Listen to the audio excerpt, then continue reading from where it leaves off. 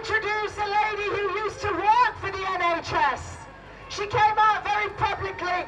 Although she's embarrassed, we should all remember this because it was great. Certificate of Bollocks, Louise Hampton! Hello, beautiful people!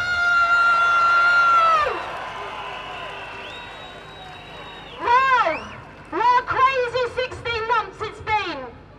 2020 to 2021 has definitely been Year of the Activist. We have seen huge growth with our numbers throughout the UK and worldwide, and we've seen people taken to the streets in the name of freedom!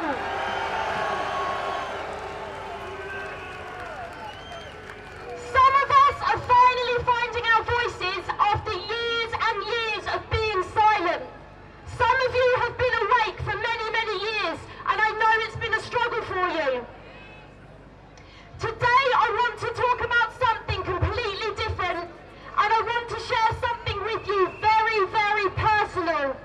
I want to share my story about the darker side of activism.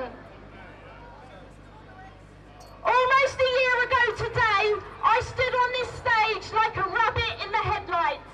But today I stand here a strong, empowered and more confident woman.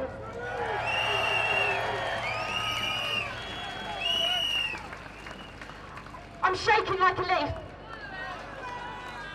I was an NHS 111 health advisor who blew the whistle and was thrust into activism, something I knew nothing about.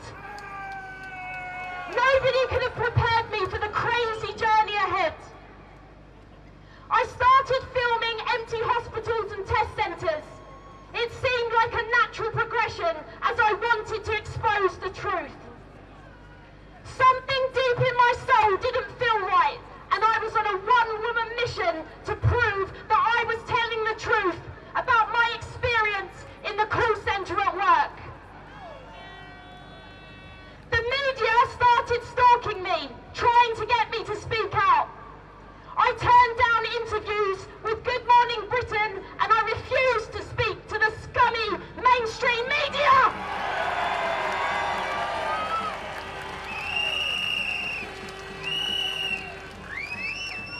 The media was portraying me as a right-wing conspiracy theorist. At the time, I wanted to shy away from the spotlight, as that title didn't exactly make my mother proud. Over the past year, as well as fighting this tyrannical government, I was also fighting tyranny in my personal life. A deep, dark secret I was harbouring. I tried to find solace in others, but I needed to save myself.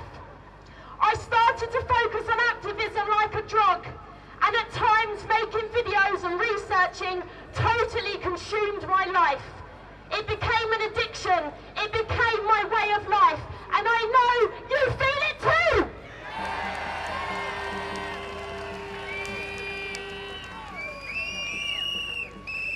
More recently, I have become the target of an horrendous smear campaign, a narcissistic smear campaign. Voice recordings of me have fallen into the hands of a small minority of what I call truther trolls.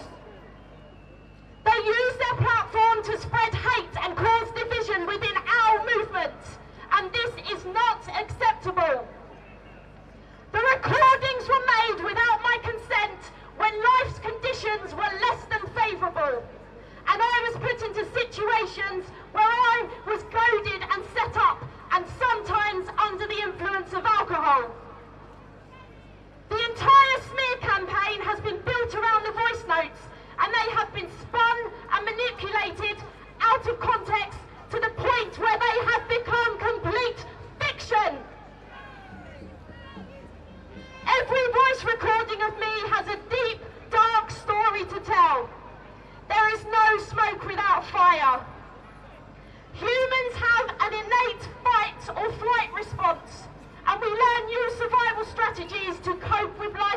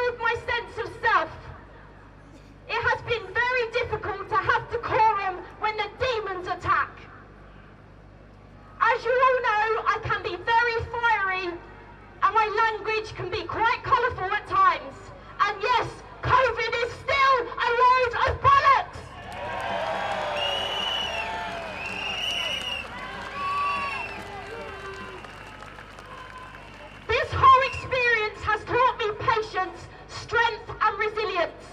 It has been a blessing in disguise and a chance to reevaluate my sense of self and has shown me areas in which I need to grow.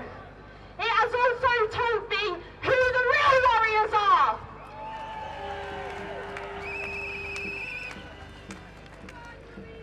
My smear campaign may long continue, but I am back to fight this fight and speak out against our tyrannous government.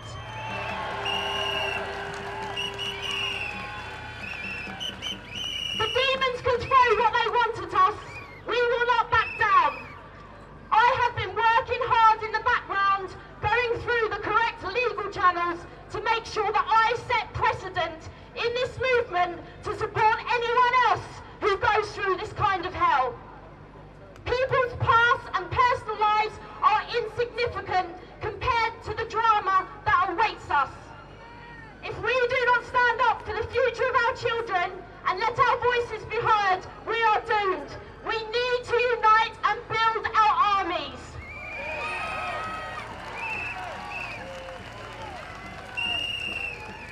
If you are part of this movement and you want to bring change, you need to start thinking about moving forward and being productive with your time. Time is of the essence right now, and giving attention to the ones who use their platforms to spread hate is a major distraction from the real issues. They are going to be vaccinating our children in September, and this is a critical time in our history. My recent experiences have shown me that many of us are fighting personal battles, not only as a collective, but also on a micro level. We are all experiencing spiritual, emotional and psychological warfare. Not only are we all battling world governments, we are also battling friends, family, neighbours, work colleagues. During World War II, soldiers used guns and bombs. And right now, the only weapon we have is the strength of our minds. We must stay strong and unified.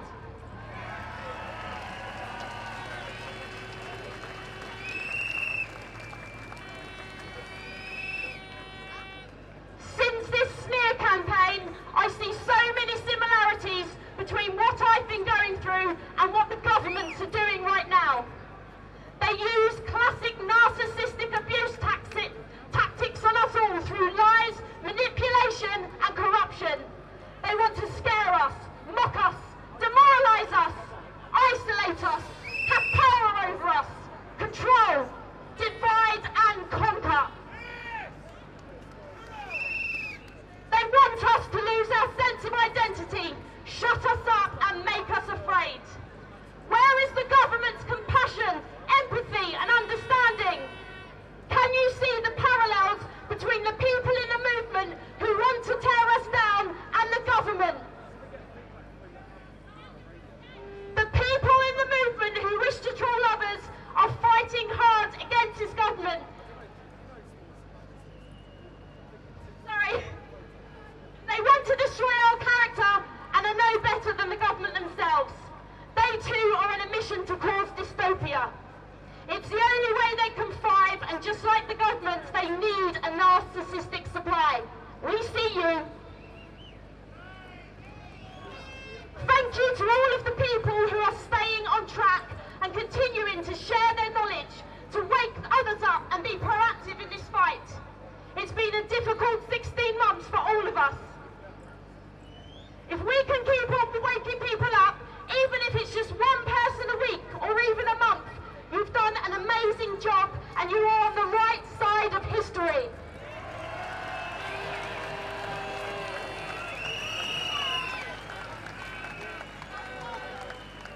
Mass non-compliance can only be achieved by more people seeing the truth. We cannot win this war with infighting. It's severely damaging our children's future. Thank you for listening today. It's been overwhelming and truly humbling to be standing on this stage surrounded by amazing, awakened people. The energy is insane. Peace, love and unity. Thank you. Louise Hampton, ladies and gentlemen.